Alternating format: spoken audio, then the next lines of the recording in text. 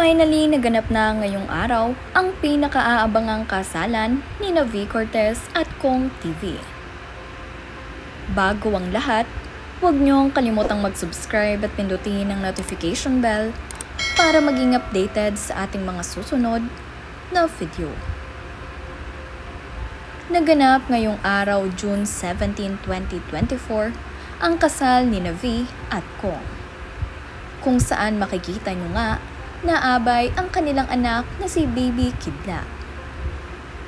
Ito naman nga ang naging reaksyon nitong si Kong matapos niyang makitang lumalakad sa altar ang kanyang napakagandang bride na si V. Cortez. Naging emosyonal nga rin itong si Kong at naiyak habang lumalakad na papunta sa kanya itong si V.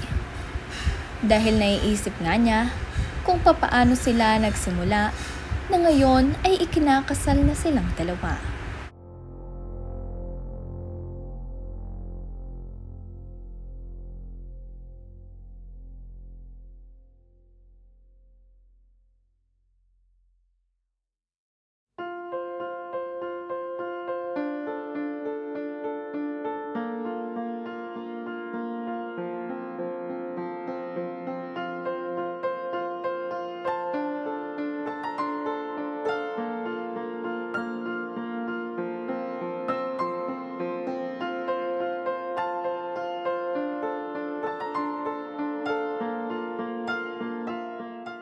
Ang video naman nga nila na ito ay ibinahagi ng kanilang florist na si Gideon Hermosa.